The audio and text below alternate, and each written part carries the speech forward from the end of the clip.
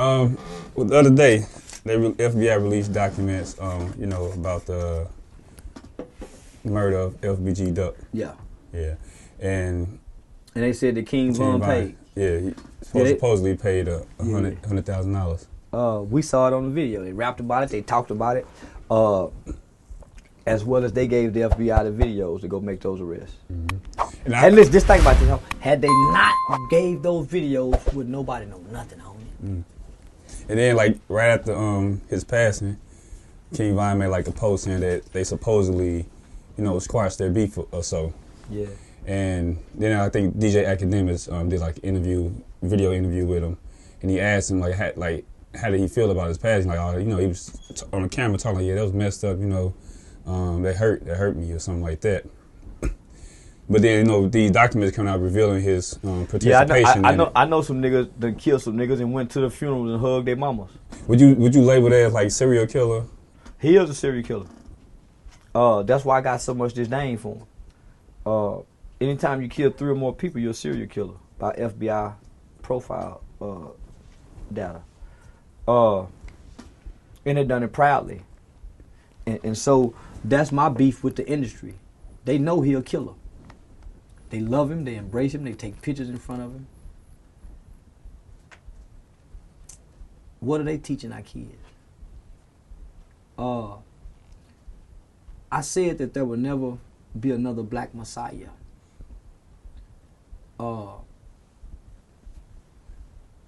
It's going to be a powerful demon. Mm. They're going to kill the messiahs, homie. And build the demons. That's why King Von is so admired and so revered and admired in the industry. They don't want a messiah. They need demons. Drill music is a demonic force. And all the kids are professing and confessing to be on demon time. Never in history have we ever heard black people say, I'm a demon, and don't believe in God. Y'all don't see nothing wrong with this? Mm. They'll say, oh man, Jesus ain't real, but nigga, they say demon. No, they don't even, they'll say, oh, angels ain't real. But they accept the demons, so. Come on, fam. Mm. They won't accept Pop Smoke, but they'll accept King Von. They won't accept Boston Richie for snitching, but they'll accept a serial killer. They'll accept the rapist, R. Kelly. So we keep looking for a black messiah while celebrating our leading demons. That's deep, man. That's deep. Why do you think it's like that, though? The Bible said it was going to be like this. The Bible said that in the end times that Satan was going to be on earth in human form. Hmm. That there was going to come times where evil was going to rule, and it looked like evil is just going to exist. So it says that. It says that it's going to come a time when there's going to be a generation of people who look at right and say that's wrong, and look at wrong and say that's right. But evil don't win. Mm-hmm. Evil has never won throughout history, homie. Right have always trumped wrong. Always. Black people have allowed wrong to trump right. We don't, our values, the integrity, the dignity, we align away from that. We unalign from dignified people. We break away from people who have integrity, only to embrace and uphold and admire and idolize people from the streets who don't have integrity. Come on, homie. Niggas who give more honor to dying and like King Von died, knowing you got a son behind.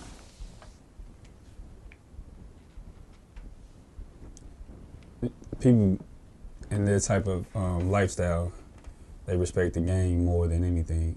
They value the game over, like you said, their children, their family. Yeah. Because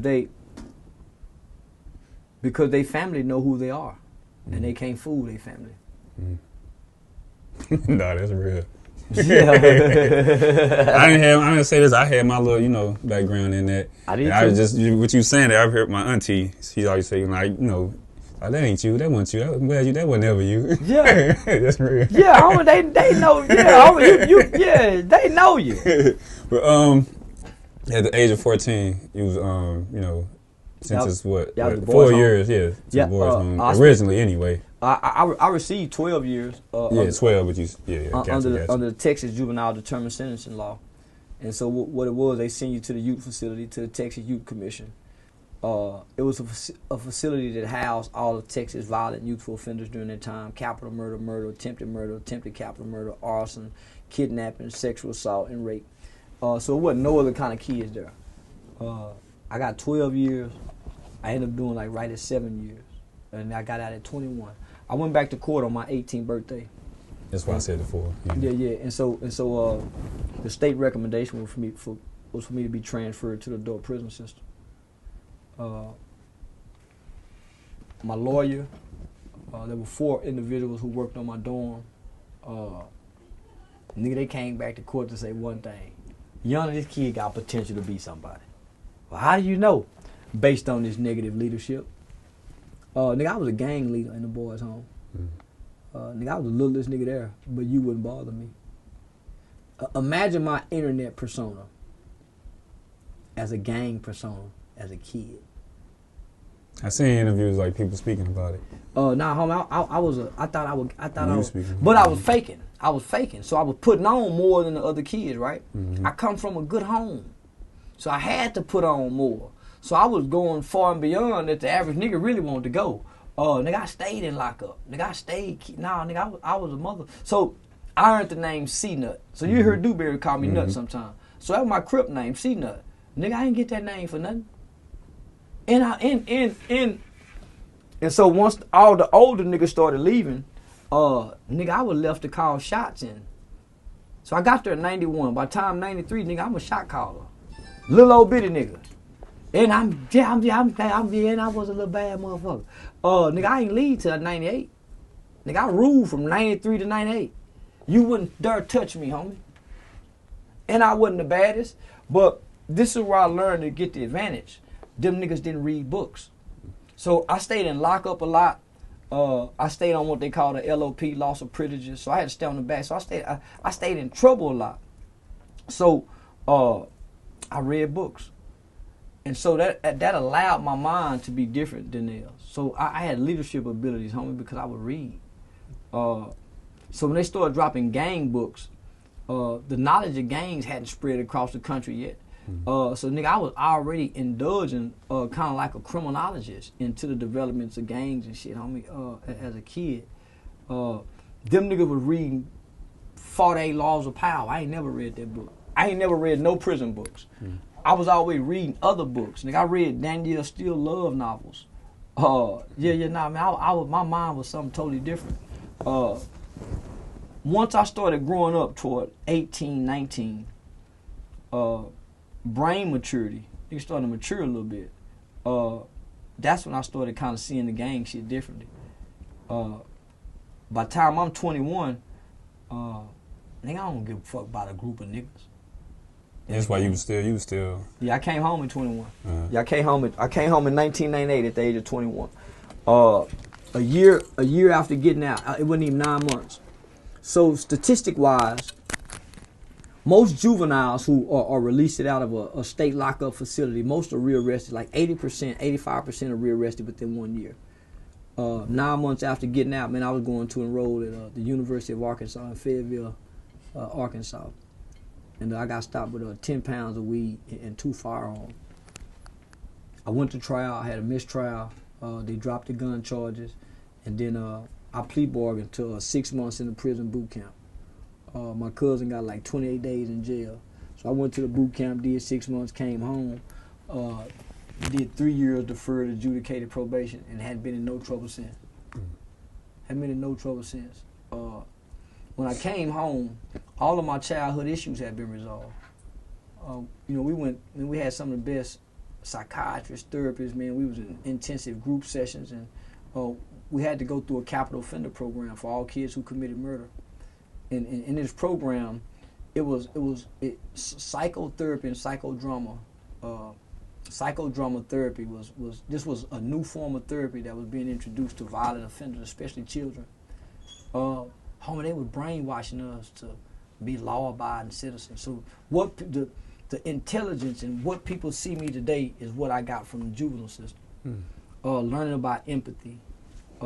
We did life stories, so we had to reenact our crimes. A nigga doing his offense cycle, he may spend a week or two, homie, reenacting his crime. We had the world's best psychiatrists and psychologists. Sports Illustrated came and spent a month. So, homie, we had people from all over the world that was coming here, and we didn't know, homie. It seemed like they were running an experiment, but homie, they created some master mindful young children. So they done away with that program. It don't exist no more. So I'm more advanced, homie. Even though I spent 7 years of my life incarcerated as a kid, because I was in such a program that was centered and geared at rehabilitation, resocialization, and repairing the home of a child. So it was like growing up in a perfect household. The staff wasn't called juvenile correction officers. They was called house parents. So they were like our parents. Homie, we had off-campus passes. We can go home on the weekends. We had a football team that played against other schools in the district. So I grew up in like a perfect world. We just gangbang out just to be rebellious. Not, you see what I'm saying? But nigga, it wasn't to the point of niggas really got hurt. Nigga, we just fought. That's all it was. I seen a video where you said that originally that you I guess your crime was targeted at, other races. Yeah, white people. I was a racist little boy. Yeah, my uncles and granddad and them, we were raised.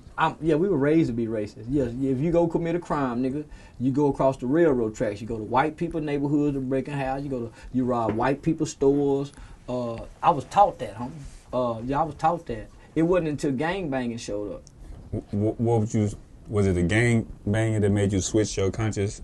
I never switched. I just switched my actions. What was your action like targeting the black on black? Well, we really didn't target each other. We were just gang banging. See, our gang banging was controlled, homie. We was kids in the boys' home. And then you spent most of that was. Yeah, man, I never gang bang in the free world. Nigga, I ain't never threw up a gang sign in the free world, homie. Nigga, I was boy shit in the boys' home. I left it where it belonged, in the boys' home. We would just fight. Nigga, learn how to fight. We wasn't stabbing. We wasn't hitting each other over the head with locks. Nigga, we were just fighting, jumping on each other. And it was fun.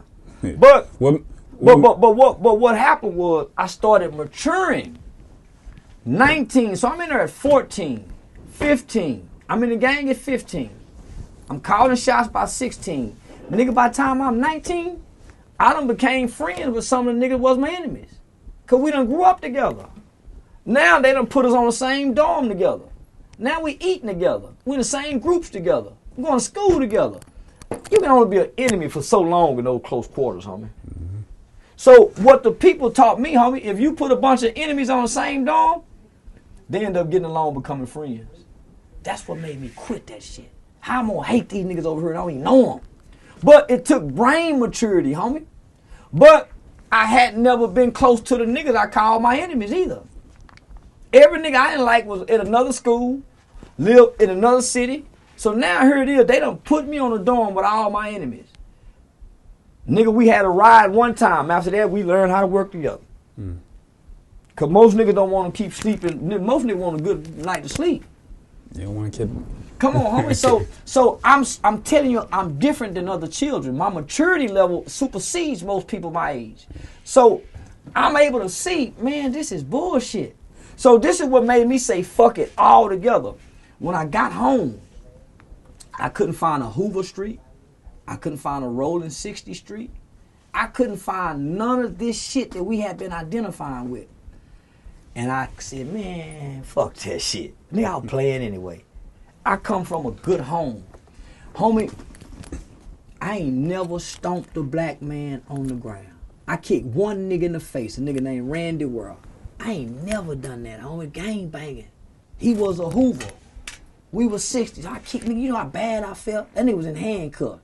I broke loose from the handcuffs and ran over there and kicked that nigga in the mouth. Say, homie, they put me in a motherfucking 9-month lockup program for that. I spent 9 months on 23-hour lockup home for that. 9 months, 23, at the age of, it's summer 1993, homie. About to go crazy. So, I ain't never done harm to black folks. Nigga, I ain't never hit it, and I ain't never done that. Now, we done white people like that, stomped them and kicked. Homie, no. That was new to me. And it didn't feel good. So how I'm gonna keep doing that? How I'm gonna keep this shit, man, no, fighting, yeah, that's what boys do, but hurting them just, dry just go do it, nah, homie. I don't wanna cause, ain't no black person done nothing to me that bad where I wanna inflict that kind of harm on them. I fight cause you trying to hurt me. So I just wanna hurt you cause you trying to hurt me. I don't wanna harm you, nigga. That's the difference. So that's why it was easy to let that shit go. I've never lost a friend to gang violence. I've never buried none of my friends to gun violence. I ain't had a family member that been killed by gun violence. Man, we've been blessed. So why would I pick up this curse? Why would I pick up this curse, homie? And we've been blessed. So yeah, no. So I got it early, homie. Yes. Niggas just now getting it now. I got this in 98. Some people still in it. Come on, homie, I got this, and this spirit hit me in 98. Because all my niggas had gone to prison. Nigga, we gang bang in the boys' home that automatically got them niggas transferred directly into prison from the boys' home. And they did long years, 28, 18, 19, 25, from gang banging in the boys' home. Well, nigga, we all could have went home. We all could have went home, homie. So, I get out in 98. These niggas doing 18, 19, 20, 21, 22, 23, 24, 25, 26, 27, 28, 29, 30 years from when we was in the boys' home at 14 and 15. I'm in the free world saying, man, I wonder what happened to so-and-so. Man, I wonder that nigga out. Then I started getting phone calls saying, say, what's up, nut cuz? Nigga, you just getting out? God damn. Nigga, that shit didn't feel good. I done had kids. I've been out here the whole time since 19. Now these niggas just now coming home from gang banging in the boys' home in the early 90s. That's why I hate this shit. That's why I hate this. And then niggas' mamas died, grandmamas died, sisters got molested, little brothers got life sentence. Nigga, had they been out here, it would have been different. I ask you one last question. You know, you said when you got your charges or whatever, the murder charge, and you said your mom, she didn't really accept that. Like, you know, she wanted you to basically be punished for what you did. No, I didn't say that. What people fail to realize is my mother never wanted me to be punished.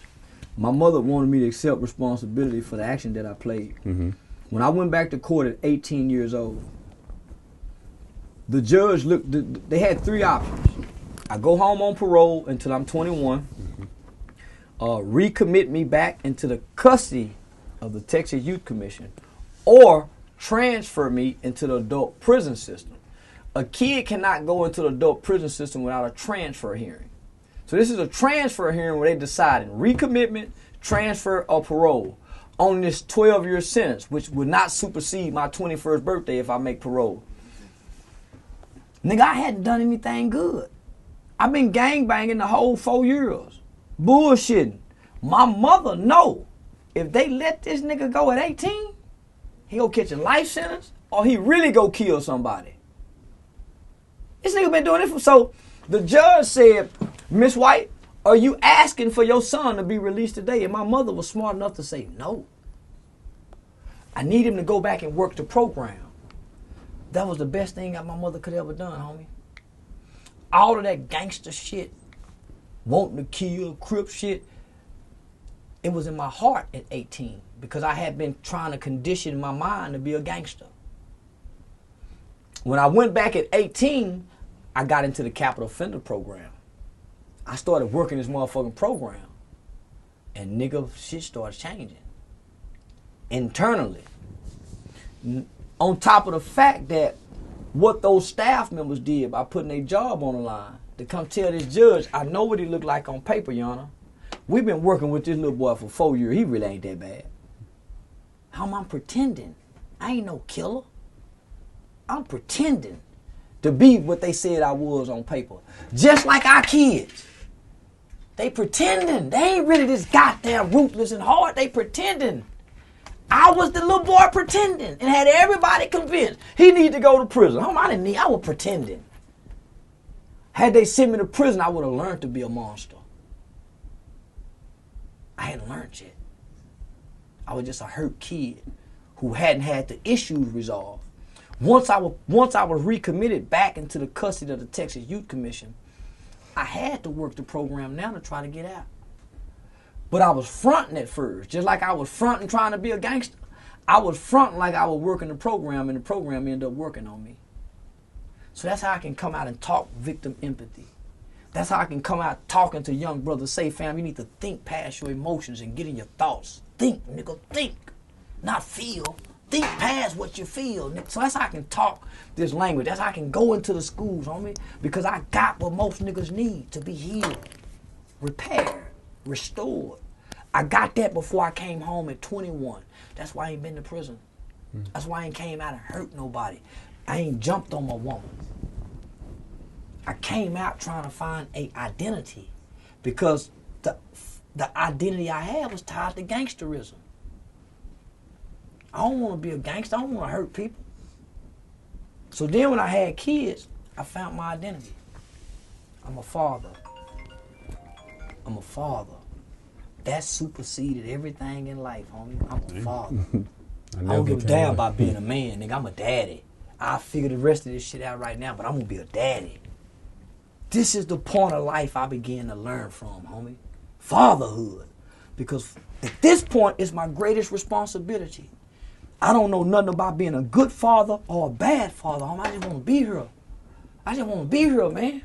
And that was my desire. Yeah, same here, man. Yeah. I definitely, yeah. And how do I be here? I ain't going to prison. I ain't with that gang shit. I ain't with no group shit. Nigga, I'm here for these babies. I don't want to leave this boy. I want to be able to touch my nose in the morning, pull my eyelids. Oh, man, that's what I wanted, and that's what I gave myself. And in the process, I said, me and him will figure it out. He'll teach me how to be a good father, or he'll show me that I'm a bad father. But it's going to be me and him. That became my gang. Mm-hmm. That became my gang, nigga. Yeah, shit, I definitely can relate to that. I'll be a hoe ass nigga for this little boy. I'll be a snitch for him. I'll be whatever I got to be to stay in this little boy life. I'm willing to be it, nigga. Let me get in trouble and it look like I ain't gonna be in that boy life. I tell everything I know to get back in that boy life. Don't give a fuck who don't like it. I wear a snitch jacket proudly, nigga, to be a great daddy to my boy. Let me ask you this question though. You were speaking so vocal about like the whole Tooka situation. Yeah. Just because people ran off with it and made a mockery out of his name. And you flipped that with King Vine, attacking his persona. Should I say that the rapper persona? Yeah. At any point, do you think like? How would his mother feel about that? I don't give a fuck about the killer's mama. Tooka mama is a victim. There's no documentation that Tooka ever killed anybody. You never hear Tooka enemies say Tooka was a killer. He was a stepper. Tooka was a 15-year-old kid that got killed after a wrestling match he won. He got suspended from school because he got into it with a teacher. Tooka was on the bus stop getting ready to come home with 2 girls before he got killed. He had just called his mother, Mama, I won my wrestling match, I'm on my way home. I know how to pay attention to details because God is in the details, right? What kid gets suspended from school, nigga, out early and call home and say, Mom, most niggas go out and bullshit. If I get suspended, my mama will have to find out later tonight. But I'm not finna call and go home. Mama at home frying chicken. Okay, son, I'll see you in a little bit. What kid wrestles? What black kid, different kind of kids get into wrestling? So you got this kid over here. Then you look at King Von. How can you compare the two? You got one mother pleading, said, I only moved into this neighborhood to give my son a better life. Even when he moved over here, the kid that y'all think he a part of, he had to fight them at first. He wasn't just accepted. Tooka knew how to fight and could fight. He was charismatic with the girls. The girls liked him. And he knew in his neighborhood over here. So he made friends with these guys. They told Tooka's mother that Tooka was a casualty of war. As if she was just supposed to accept that. She pleaded with the industry for years. His older brother was in boot camp. His older brother got out of boot camp. They said, say, man, we know who killed your brother. He went and crashed out. And it wasn't even the people. His sister had to go to a mental hospital because the world was smoking on Tooka now. That woman ain't had peace yet. Her baby ain't killed nobody. Now let's look at King Von mama. She been silent. I ain't ever seen her. She been silent. My mother said, son, silence is a form of agreement. And then looked at the judge. Silence is a form of agreement. Y'all killed an innocent white man, an innocent man. You in agreement with this? No, ma'am. What happened? What happened, son? Who did you shoot? What happened? No, mama, I didn't shoot nobody. So King Von mama been silent. She ain't came out one time and said, man, if nothing else, let me say this. The little kid Sammy, little R&B kid singer Sammy, his mother was just charged for shooting another woman in the stomach for second-degree murder. I was strolling on the internet and it says Sammy speaks. One of the first things I looked for to see if he was going to address and acknowledge the victim's family. That's the first thing that young kid did, even though his mama killed somebody. He said, I don't know what happened, so I ain't even going to speak on it. But you know what he did? He addressed the victims. Empathy and compassion for what my family member done to your family member. We don't become enemies because my family member made a choice to, no, we're not going to divide us like that. My mama said, son, my brother been in prison for 31 years, nigga, on a capital murder case. Killing a nigga. Killed the nigga point blank range. Been in prison 31 years. My mama been to see that nigga every month for 31 years. She never complained when he called and said, mama, they doing this to me. Son, I still get to come see you. I'll see you in a week. That other mama can't go see her baby. My mama always made us remember. Even though I didn't pull the trigger, nigga, yeah, you had something to do with that man's life being taken, son. You just as responsible. You just as responsible. So silence is a form of agreement. So I don't care what king, I don't care how just, man, I don't give a fuck. I met Tooka mama. I met Tooka mama. So, boy, when you meet Tooka mama, it's like meeting Coretta Scott King when you see her spirit. All she ever asked for them people, homie, just to let her son rest in peace. And they offered her 2 concert tickets. She would call the radio stations and everything. So, when I finally got to connect with her, homie, and heard the story of Tooka and what really went on, what happened, homie, how can you take sides with them niggas? How can you take sides with them niggas? FBG Duck was just a kid who was, him and Tooka was good friends. So this is his response to his best friend being killed when he should have been in counseling. Should have been in therapy because he dealing with the post-traumatic stress disorder. He just lost his brother. He just lost his, so this kid should have been in therapy. So he used rap as an outlet, like a punching bag, and violence to hurt people. This ain't frustration, this hurt. Just causing other hurt to get other people hurt. Frustration is something you release. It don't carry on. Hurt carry on. These niggas ain't frustrated, they hurt. And they writing hurtful shit to get people hurt. So, I'm saying to myself, I wish I would have knew about this 10 years ago. Because this is awareness that we should have been saying, hey man, don't y'all know kids is killing kids in Chicago at 10 years old? Oh, I didn't know that shit was going on. I just found out about drill music and Tooka and them 3 years ago. That's where all this is. Why he talking about kids? Nigga, I just found out about this shit. I didn't know Lil Durk. I didn't know none of these niggas. Boy, when I found out, I said, nigga, they gonna destroy us. This is the children of the corn. How black people ignored this as long as this shit been going on? These was kids. Nigga, we walk up and snatch guns out them niggas' hand when they were doing this. It's too late now, though. You try to snatch it now, they gonna shoot you. So now you just gotta try to feed him. And talk the gun out his hand. Put some money. Nigga, let me get by that gun from you. How much you want that motherfucker? $150, let me give you $250. Give it to him right now, nigga. And then show him how to get a job. But you try to take it now, boy, your ass in trouble. Because nobody's been connecting with them for a whole generation. So you cannot correct something that you don't have an established relationship with. Whether that's your woman, your dog, you can't even correct your dog if you ain't got a relationship with it. So how we go correct these kids and we don't even have established relationships with our own children, let alone the kids we don't know? Well, with that being said, would you leave the children some last words of encouragement or something like that? I look young people in the eye, homie. If I got to sit down with them, kneel down with them, I tell them whatever has happened to you in life is not your fault. And then I let that sink for a minute.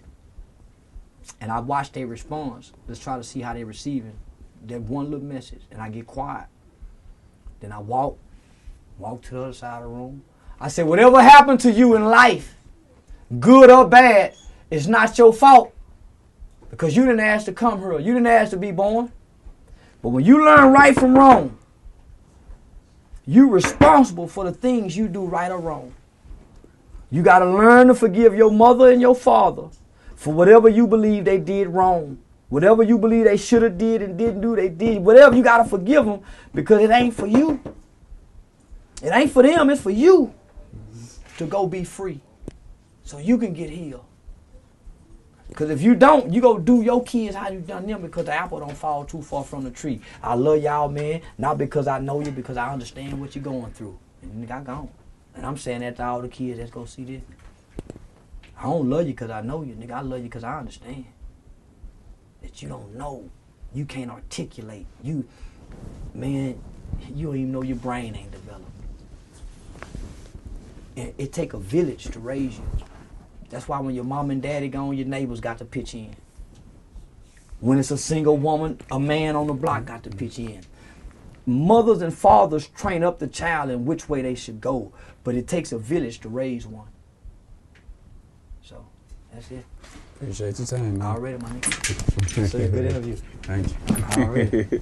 Wow, good job, guys.